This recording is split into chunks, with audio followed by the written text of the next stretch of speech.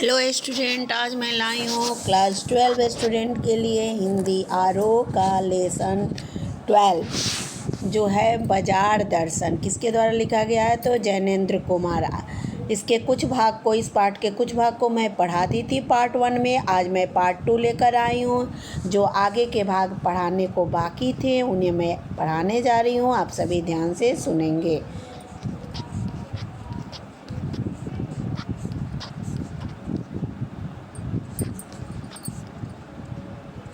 यहाँ तक मैं पढ़ा दी थी। जकड़ रेशमी डोरी की हो तो रेशम के स्पर्श के मुलायम के कारण क्या वह कम जकड़ होगी? आगे, पर उस जादू की जकड़ से बचने का एक सीधा सा उपाय है। वह यह कि बाजार जाओ तो खाली मन न हो। यानी बाजार जाओ तो क्या? खाली मन ना हो। मन क्या हो? भरा हो।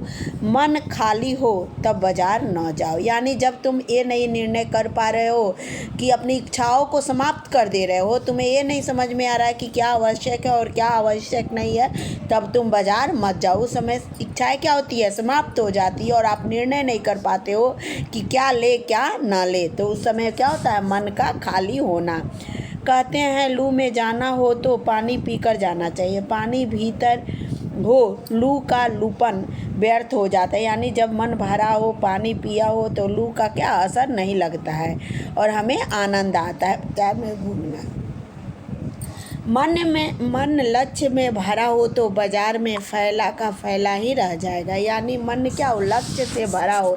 यानी आपको मालूम हो कि हमें कौन सी चीज़ें ज़रूरी हो और कौन सी चीज़ें नहीं। यानी हमारे लिए तब उस समय क्या हो जाएगा? बाजार सुखदायी सिद्ध होगा और बाजार से आने का हमारा प्रयोजन भी क्या हो जाएगा? सफल हो जाएगा।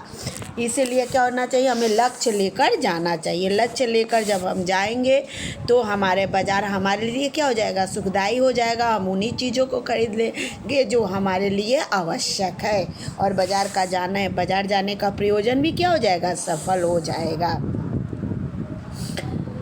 तब यह घाव बिल्कुल नहीं देगा, यानी कष्ट नहीं देगा, बल्कि कुछ क्या होगा? आनंद मिलेगा। बाजार जाने से आनंद ही देगा। तब बाजार तुमसे कृतार्थ होगा, क्योंकि तुम कुछ न कुछ सच्चा लाभ उसे उठाओगे। यानी ज़रूरत की चीज़ें उठा के लाओगे।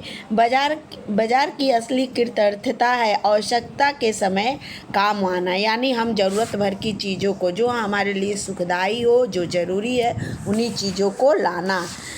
अनावश्यक चीज़ों को उसकी चकाचौंध में, बाजार की चकाचौंध के जाल में फंस के अनावश्यक चीज़ों को हम उठाकर नहीं ला पाते हैं उस समय, लक्ष्य अगर निश्चित करके जाते हैं तो। फिर यहाँ एक अंतर चिन्ह लेना बहुत ज़रूरी है। मन खाली नहीं रहना चाहिए। इसका मतलब यह नहीं कि क्या मन बंद रहना चाहिए। मन बंद रहने का मतलब है यहाँ किससे लिया गया है? मन का शून्य होना। यानी मन एकदम शून्य हो जाना, बंद हो जाना। जो बंद हो जाएगा वह शून्य हो जाएगा और शून्य होने का अधिकार बस परमात्मा का है। यानी आत्मा परमात्मा में मिल जाना, निर्जीव हो जाना। तो यह अधिकार किसका है? यह शून्य रखने का अधिकार केवल किसका है? परमात्मा का है, जो सनातन भाव से संपूर्ण है। यानी वो उन्हीं का अधिकार है। शेष तो क्या है? सब अपूर्ण है। इसलिए मन को शून्य रखने का अधिकार मनुष्य को लेखक ने नहीं दिया है। कौन दिया है? भगवान ने दिया है। अब देखिए, फिर यहाँ आइए, जो सनातन भाव से संपूर्ण है, शेष अपूर्ण। मन में सब इच्छाओं का निरोध कर लोगे, यह झूठ है। और अगर इच्छा निरोधस तपः का ऐसा ही नकारात्मक अर्थ हो तो तप झूठ है। क्या है? तप क्या है? झूठ है। कहने का मतलब कि तप करना क्या हो जाएगा? तब झूठ हो जाएगा। इसलिए यहाँ ये लेखक कहे हैं। वैसे तप की राह रेगिस्तान। कैसे तप? वही जो रेगिस्तान की तरह होती है, मृग मरीचिका की तरह की बालू चमकती है तो क्या लगता है कि वहाँ मृगों को लगता है कि वहाँ पानी है, और आगे बढ़ता है तो वहाँ पानी नहीं, क्या रहता है? बालू का रेत ही रेत दिखाई देता है। उसी का मतलब है। फिर उसका दौड़ना, तप करना क्या होता है? सब बेकार होता है, कठिन होता है और दौड़ना उसके लिए पीड़ाजनक होता है। फिर क्या है? तप की राह रेगिस्तान को जाती होगी, मोक्ष की राह वह नहीं। ठाठ देकर मन को बंद कर लेना जड़ता है। लोभ लोभ का यह जीतना नहीं, यानी हम अपने मन को बंद कर दे तो ये क्या है, ये लोभ को जीतना इससे नहीं हो पाएगा, यह लोभ का जीतना नहीं कहलाएगा। ठीक है। फिर जहाँ लोभ होता है यानी मन में वहाँ नकार हो, मीन्स नहीं लेने का लोभ हो, लेकिन मन से हम अटल हो, किसी चीज़ को देखकर हम क्या हो, लोभी ना बने, लालची ना बने कि हम ये भी ले ले वो भी ले ले, तो क्या है वो लोभ है। लेकिन लोभ की जीत क्या है, हम ना अपना लक्ष्य निश्चित कर ले और हमें निर्णय कर ले कि हमें क्या लेना है क्या नहीं लेना है, यानी हमें अपने मन पे काबू रखना। और आदमी की हार, आँख अपनी फोड़ डाली तब लोभनीय के दर्शन से बचे तो क्या हुआ, यानी ज़बरदस्ती आँख फोड़ के नज़र मोड़ के अपने मन को स्थिर करना ही क्या है, लोभ नहीं है। ऐसे क्या लोभ मिट जाएगा। और कौन कहता है कि आँख फूटने पर रूप दिखना बंद हो जाएगा। क्या आँख बंद करके भी हम तो अपने सपने आँखें बंद करके भी क्या करते हैं, सपने देख लेते हैं। तो आँख फोड़ लेने से क्या होता है, हमारे मन वश में नहीं हो पाता, हमारे मन तो चंचल है और वो दौड़ते, इसलिए हमें अपने मन को नियंत्रित रखना होगा, अपने मन पे संयम करना होगा। यहाँ लेखक के कहने का तात्पर्य सेंस आशय यही है। और वे सपने क्या जो चैन भंग नहीं करते, इससे मन को बंद कर डालने की कोशिश तो अच्छी नहीं, अकारत है यानी व्यर्थ है। यह तो हट वाला योग है, यानी जबरदस्ती हट योग की, और हट योग से तो ईश्वर मिलने वाले नहीं हैं। ईश्वर तो सच्चे सद्कर्म से मिलते हैं, शायद हट ही हट है, योग नहीं। इससे मन कृष्ण भले हो जाता है और पीला और आसक्ति, यानी मन क्या हो जाएगा, हट करने से दुर्बल हो जाएगा, पतले हो जाएंगे, बीमार हो जाएंगे और शक्तिहीन हो जाएंगे। जैसे विद्वान का ज्ञान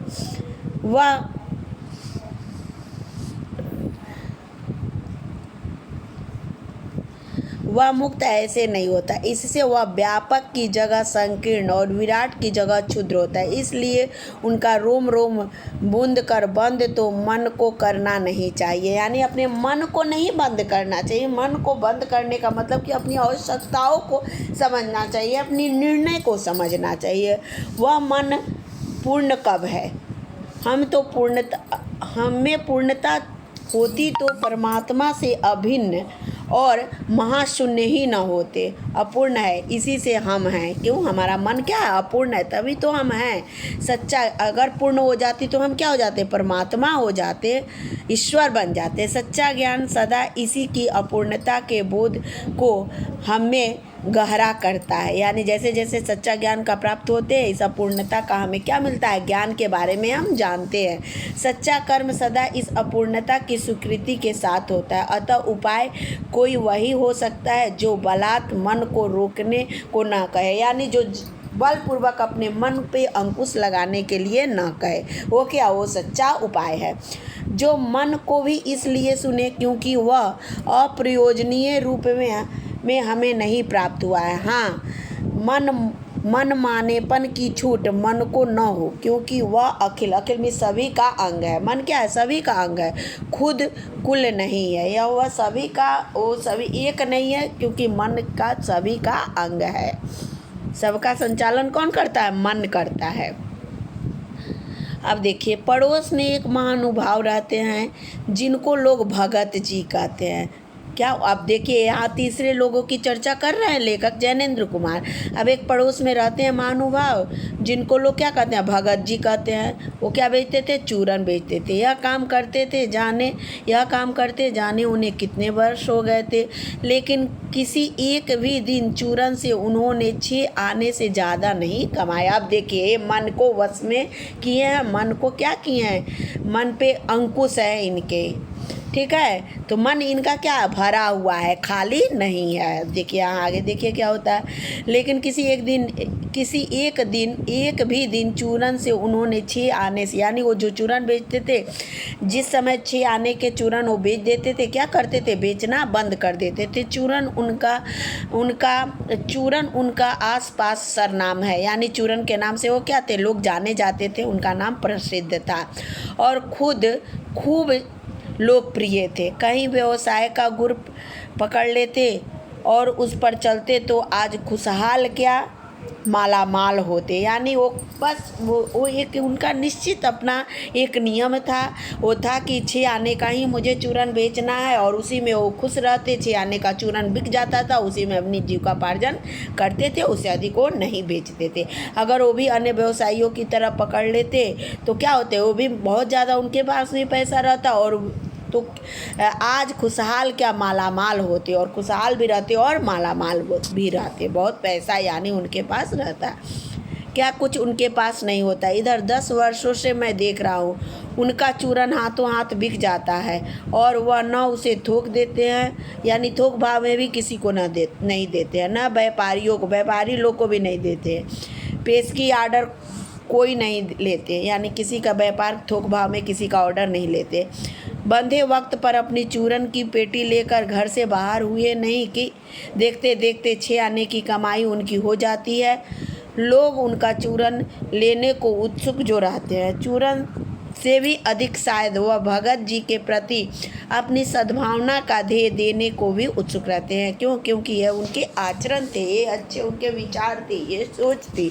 वे उतना ही कमाते थे जिनकी उन्हें ज़रूरत थी, उन्हें अंदर 99 का चक्कर नहीं था, यानी लालसा बहुत जाने की, पाने की लालसा नहीं थी।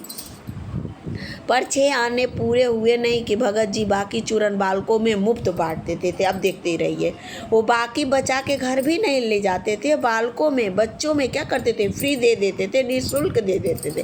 कभी ऐसा नहीं हुआ कि उनकी कोई 25वां पैसा भी दे सके। कभी चूरन में लापरवाही नहीं हुई, और कभी रोग होता भी तो मैंने उन्हें नहीं देखा, यानी कभी लापरवाही नहीं की, कभी कुछ होता भी तो नहीं देखे, कोई बीमारी है कि नहीं है उनके अंदर। और तो नहीं, लेकिन इतना मुझे निश्चय मालूम होता है कि इस चूरन वाले भगत जी पर बाजार का जादू नहीं चल सकता। अब देखिए, ये कैसे थे, ये संयमी थे, नियंत्रित करते थे, अपने मन को अपने वश में रखते थे, क्योंकि इनका बाजार का जादू, बाजार की चकाचौंध इन भगत जी के ऊपर नहीं चलता था। That's all. मैं यहाँ अब ख़त्म कर रही हूँ पार्ट 2। फिर नेक्स्ट वीडियो के साथ मैं मिलती हूँ पार्ट 3 के साथ। तब तक आप इसे अच्छे से पढ़ेंगे, समझेंगे। That's all.